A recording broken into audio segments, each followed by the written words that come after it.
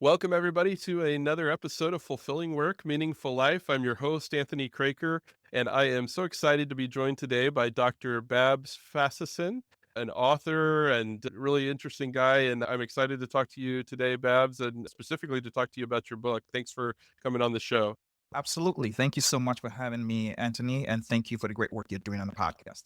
Absolutely. Well, Babs, to start us off, can you share a recent meaningful experience that you've had? Meaningful experience. That's a great question, and what a great way to start the conversation. So recently, and I think it's as recent as 3 days ago, I was away on vacation to Jamaica specifically, and I recall a moment where I caught the sunrise at 5:22 a.m.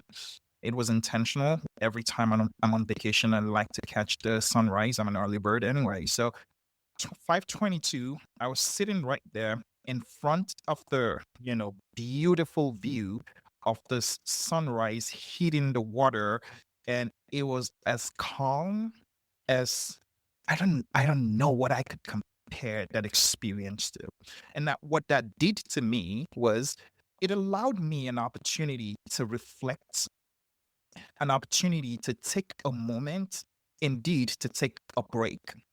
Leading up to that vacation, I had 9 weeks of sprints where I was working round the clock to get a specific project delivered. Oh, wow. And so taking that break was very important for me.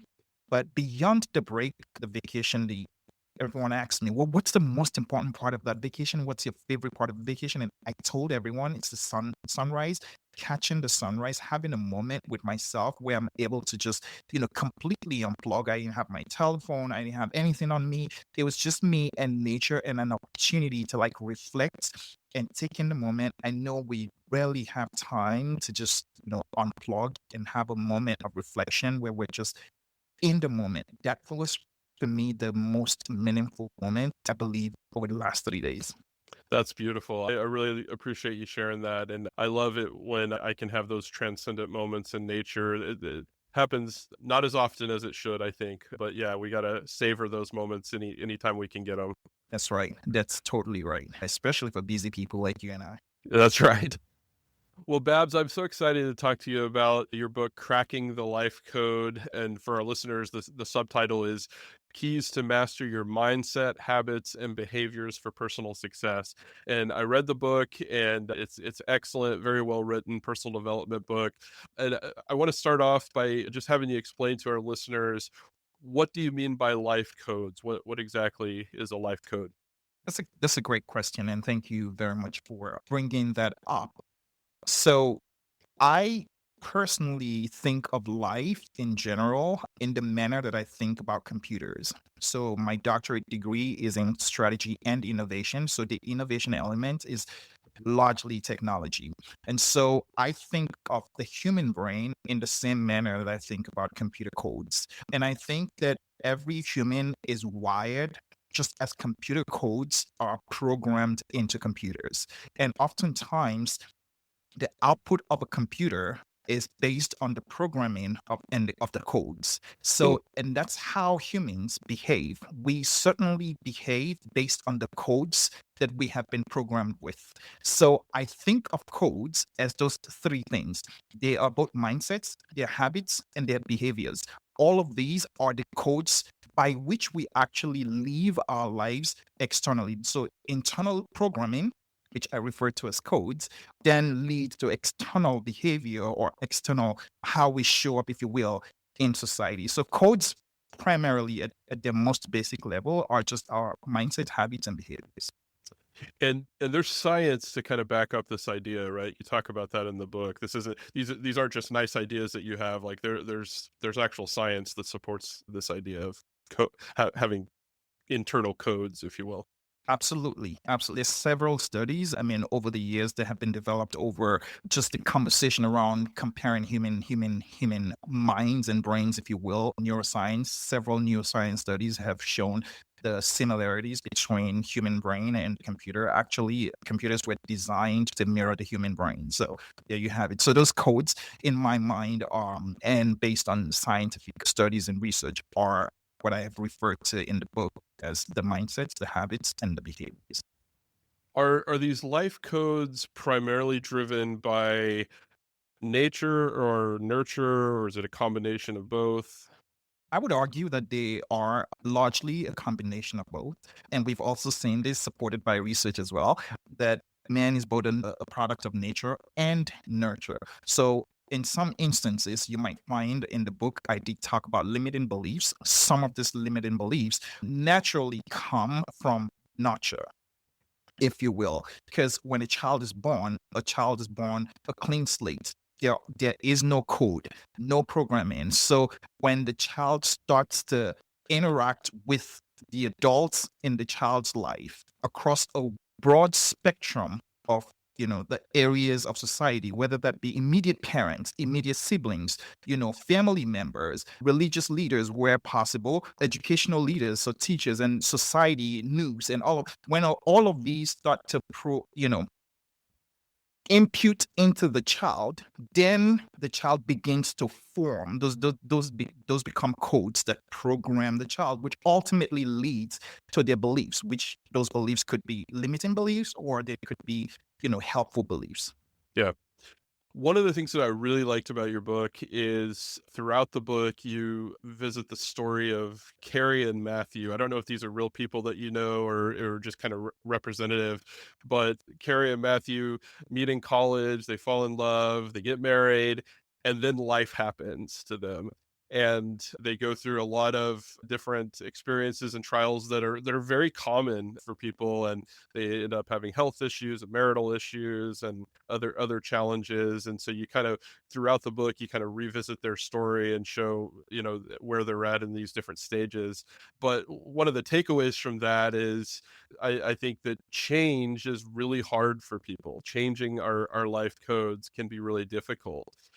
Why is that? Why is change so difficult? When we see the type of life that we want to be living, we know what we want to be doing, and yet we revert to the same habits and behaviors that are negative or in some cases self-destructive. Yeah, that's a great question. Novelty is scary, and we find safety and comfort in familiarity. So oftentimes we tend to lean into what we're familiar with for safety and for comfort. And so I don't knock people for constantly finding that they're returning to Mhm. behaviors that they've found over time to not be very supportive of their vision. It's just because our brain is automatically wired to return to default because default is safety. That's where safety is. So Yeah. that's what we're familiar with. That's what we're used to. So familiarity would always, help. The brain assumes that familiarity is safety. So we would when we try to push and we try to push and we meet a few resistance and we don't have the support that we need and the internal motivation and the internal you know will and resilience and all of those other values that help us keep going, then we default to our regional, if you want, behavior mindsets or habits. That makes sense. You talk in the book a lot about purpose, and you emphasize that purpose in life doesn't change once you know what your purpose is. First of all, why is purpose so important? Why is it so important to figure out our purpose? And why do you believe that purpose doesn't necessarily change throughout our life? Great question. Purpose does not change. In my opinion, it evolves and it has several expressions, but it's the Mhm. same thing. It's the same purpose. It might have multiple expressions through different stages of our lives. So if you are fortunate enough to identify your purpose, which I think everyone should, my recommendation and my encouragement and challenge to our Cracking the Life Code community is that everyone, I think the greatest discovery that anyone can ever make in life is the discovery of their purpose. And I often say that it's not enough to actually discover the purpose. We need to take it one step further, which is to fulfill that purpose. I cannot overemphasize the importance of identifying our purpose, discovering, and then fulfilling our purpose. But to your point, yes, over different stages of our lives, if you're fortunate to identify, your purpose early in life, you might find that as you become an adult and you grow in your career and you grow in your family life, whether that's a journey of spirituality, whatever it is, personal growth, that same purpose might take multiple different evolution or expressions, but the core, the ethos of the purpose remains the same. So Yeah. I, for instance, would say that I very clearly know that I am here to inspire people to greatness. Now, how this has evolved for me over time has changed. So as a kid, a 6-year-old who is on television and reciting poem on a TV children TV show to inspire children, that would have been, the phase in which I would express my purpose. But then when I got into college, it shifted slightly to a point where I became the leader of the entire student organization on the campus. Now that meant a lot of students looked up to me for counsel, guidance, advice, inspiration, and all of those. And so that was a different expression of the same purpose. And then now in my career, where I both have a coaching business, but then I also work in the corporate world. And so I also teach as a professor.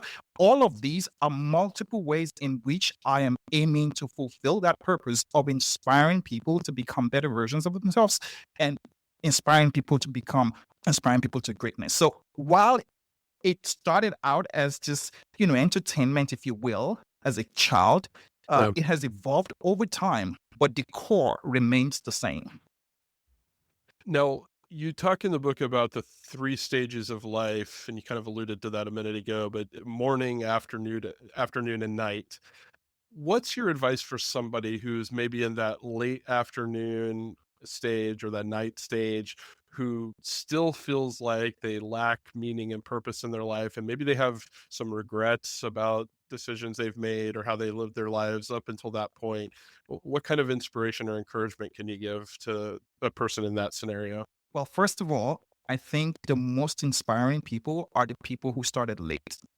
I think the late bloomers are often the most impactful.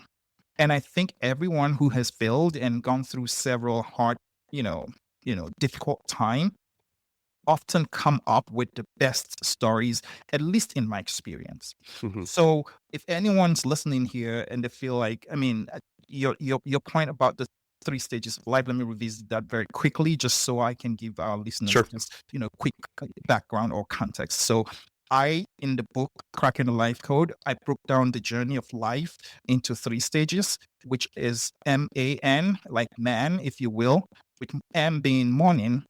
It's the time when a child is born. They're new to the world. They're experiencing the potentials are limitless. Nobody knows, what this, beautiful joy that's just arrived the world, what this child can potentially be. There's so much opportunity, right? And that's the time of learning. That's the time of shaping the destiny and shaping, the potential of that child. And that's why what the child is exposed to in that early childhood is very important. And then the afternoon stage of life, that's when you've collected a lot of information and data. I'm referring to data again, just like codes. You've collected all of these codes. You've been programmed with these codes.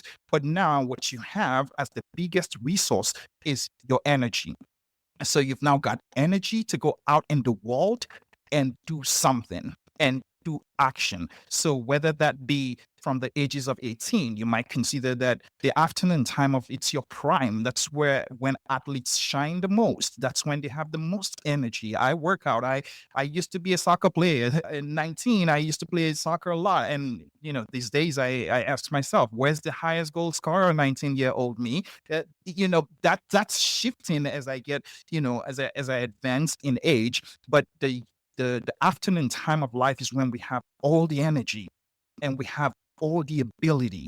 We can work several hours without getting tired. We can do multiple things. We can express our purpose in so many ways because we have the energy to do so. And that's the time that you build for the night time. That's when you begin to prepare yourself for nighttime. Oftentimes, how you start your day and the way you go through your afternoon time of day determines how well you'll sleep at night. So Mhm. if you have prepared yourself in the afternoon based on all of the codes you received in the morning, chances are you'll go to sleep, you'll have a beautiful sleep at night, barring all of the insomnia. Right. But if you haven't quite put the time and the energy that you have in the afternoon time of life to good use, you may be in that afternoon time of life for a longer time than those people who may have invested a lot of their energy and time in things that would allow them to sleep better in the nighttime. And the nighttime is, that's the time when you're tired. That's the Right. time when you're physically tired, emotionally tired, biologically tired, and there's not so much you can do. It's like a runner. At this point, you're exhausted. You've used up all of your energy, a lot of your energy, and it's not you can't compete with the people who are in their afternoon time of life, whether that's in career or in business. There's just so much energy at that time, and so you start to lean into the things that you're already prepared in your afternoon time of life. So if there's anyone who's feeling like, hey, I may be running out of time because I am a late starter. I often recommend, suggest, advise that the day you have that recognition is probably the most important day. So acknowledgement is the key button of operation here. Once you acknowledge that you're running late, it's the time to take action. So it's one thing to acknowledge that you are running late, but it's another thing to say, where then can I start? What do I need to do now? It's because as far as I know, it's never too late to start that journey. You just need to identify the resources that you need, the people that you need, the books that you need, the podcasts like Anthony's podcast that you need to listen to as resources to help you in that journey. Never too late. It's rather late. I'd rather be late than never trying. Yeah. Yeah, very well said. So, for those in that state, that afternoon stage, and wanting to prepare for the night stage, and whether they're early or late or what have you, what are some practical things that we can do day to day? You mentioned some things like reading books and podcasts and things like that, but just in terms of managing our time, juggling our schedules, what are some practical things that we can do to make sure that we are really making the most of that afternoon stage of life? So to make to maximize the afternoon stage of life, the way that I organized my thoughts in the book Cracking the Life Code is to plan it out across six dimensions of my life. So I touched on career, finance, family, personal growth, spirituality, and I'm missing one last thing. It's probably health and wellness. That's right. Yeah. That's what it is. Yeah. So that's how I organized mine. And I mean, it's totally up to you to figure out what areas of your life could be 10, 12, 3 are critical for you to maximize in the afternoon time of your life. And so I take each one of these stages or these dimensions and ask myself what you're asking me, Anthony, which is how do I maximize my life from the lens of career during the afternoon time of life? How Yeah. do I maximize my life from finance point of view at this time? And so I go through all of those. Now, when I think about career, one of them might be, well, am I in a career that brings me joy fulfillment and is able to reward me? And by reward, I mean pay for my living. If not, what do I need to do to change that? That's the first thing. And if I'm in a role, I'm in a job that does that already, and I'm looking to save for tomorrow, question is, what do I need to do today? Do I need to upskill? There's a lot of conversation about AI. Do I need to think about AI? What are some of the things that I need to do to upskill myself in so I'm able to, increase my income? On the other hand, is it that I feel such great passion within me about something and I want to birth something, I want to bring something to this world as an entrepreneur? Well, point might be, well, while I am fully employed, can I start something on the side that leads me towards that purpose, towards that, ambition? On the personal growth or wellness, if you pick wellness, for instance, I very clearly said to myself, I don't want to be weak and completely tired at night, at the night time of my life. So what I would do is I'll pace myself during the afternoon time of my life. How am I pacing myself? I'm pacing myself by taking a vacation, like I said earlier. I'm pacing myself by saying, listen, I need to work out. I need to eat better. I need to pay attention to my health. I need to do my regular checkups, just the basic things that I need. It's like a car, right? Servicing your car so your car can serve you better. So Yep. I feel my body is like my vehicle. So I need to service my body so my body can serve me for a long period of time. So personal for health and wellness, that'll be what I'll do. Think about my food. I'll think about my relationships. I'll think about exercise. These are simple things that we can do to help with longevity, if you will. Take finances. Should I start investing today? Create a Robinhood account today to ensure that I'm not just spending every income that I make. What are some of those very low hanging fruit investment opportunities that I can lean into? There's several books around investment that I can learn. So that's these are. I mean, I'm just going through points here and there Sure. around how I have thought about this. So I have picked out 6 dimensions of my life and asked myself, what do I need to do? And in the book, actually, if you don't know what to do at all, and you just want to do something, but you have no idea, I have helped solve that problem. I created a worksheet at the back of my book, and that worksheet just asks you lots of questions, and those questions allow you to reflect and think through these 6 dimensions of your life. Yeah, yeah. The worksheet is excellent. Well, that's another reason I really liked your book is because it's practical in the sense that you give the reader an opportunity to sit down and really think through these things. And I think that's kind of how you have to start if you're going to change your life code. Is you have to spend some time reflecting on what's most important, what do you value, and then what steps can I take to get to where I want to be, and come up with a plan, and then of course there's the implementation, but it starts with that reflection on where you've been, where you are now, and then where you want to be. Absolutely. Absolutely. One last thing I wanted to ask you about is you talk in the book about the importance of digital minimization. Can you speak on that a little bit? That's a topic I've been thinking a lot about lately, and I think it's something that affects so many of us because the use of our devices are so ubiquitous now, and we spend so much time on them. What can you teach us and talk to us about in terms of digital minimization? Frankly, and it looks like you tore through my entire book, and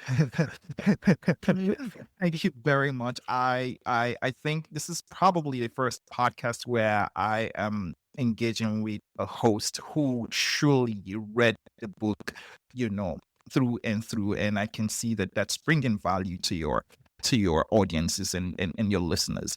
Digital minimization, if you will, all boils down to 3 things: habits, mindsets, and behaviors.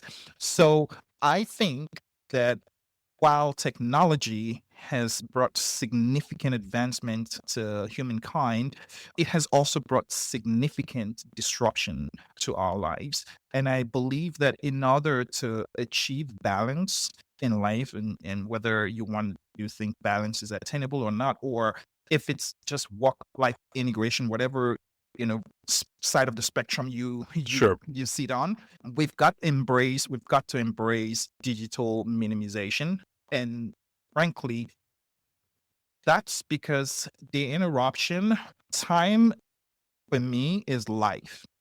And I feel like, and that's why oftentimes when you look at Tombstone, it's the life of a person is marked by time.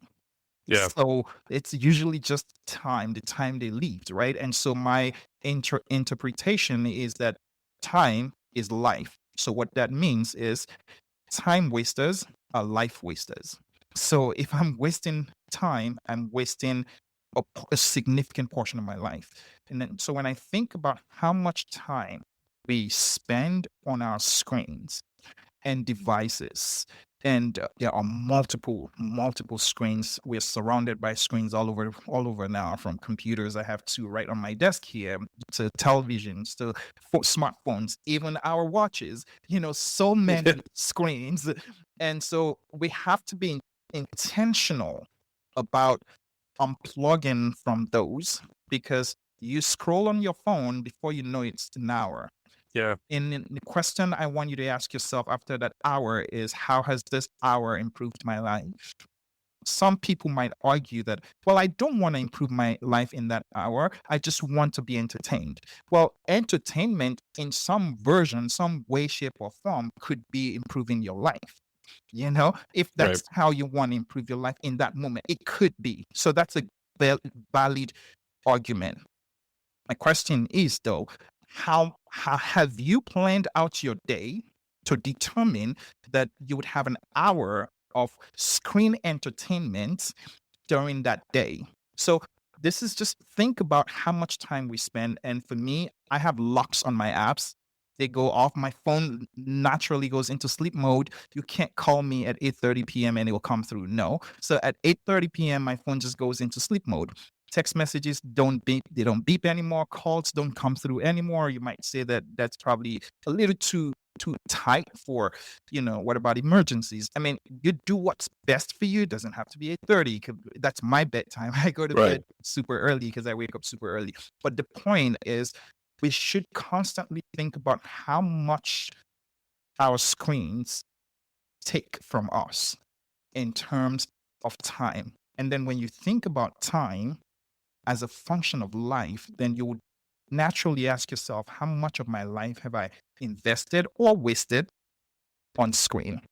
So I Yeah. often recommend that we minimize our time on screen. That's really, nobody's going to teach us to do that. Nobody's going to force us to do that. But when we think about how much we want to achieve in life, for me, I feel like 24 hours sometimes never enough for me to do all the things that I want to do, because I feel like, well, I'm running out of this afternoon time of my life. So I want to maximize this time of my life. And so spending a lot of time on screens doesn't add significant value to me personally. Yeah. Thank you so much for talking about that, because it's something I've talked about off and on the show before, and I've said before, time is our most precious commodity, right? And it's the one thing that we're always running out of, and we can never gain time back, right? No matter how hard we try. So we can do things to improve our longevity, but we can't get back the time that's already passed. And so I really appreciate you talking about that and mentioning it in your book, because I think it's a really, really important topic for us to think about these days and in the digital age, and now with the proliferation of AI and all these wonderful tools. They're great tools, right? But the time that we're spending on them can be a real problem for some people. So, well, Babs, thank you again for coming on the show. Where can people connect with you and learn more about what you do? Absolutely. Thank you so much. I'm very active on social media. Our website's crackinglifecode.com, Instagram, Babs Faseesin, Facebook. We do have a Facebook group for Cracking the Life Code. And of course, on all social media handles, more active on some than others, digital minimization. So I choose which platforms I want to engage in. But yes, we are always happy to take, questions, any time on our social media handles. Awesome. And we'll leave links to everything in our show notes. And listeners, check out Cracking the Life Code. Great book. Highly recommend it. It's well worth your time. Babs, any final words of wisdom you'd like to leave for my audience? Well, I mean, Anthony, anyone that's listened to your podcast just a few times would know that you have dropped and you continue to drop a lot of wisdom for people. We're always seeking wisdom to navigate the murky waters of life. So as we do so, please, my only, recommendation, advice, if you will, is that we take some time to ourselves. I know I talk a lot about how there's not enough time in a day for me to achieve all that I want to do, but let's take a pause every now and again to smell the roses. You might not be exactly where you want to be, but think about it, you might also not be where you used to be. So let's be grateful for where we are today as we anticipate what's to come tomorrow. Beautiful. Thank you so much, Babs. Really appreciate it. Thank you so much.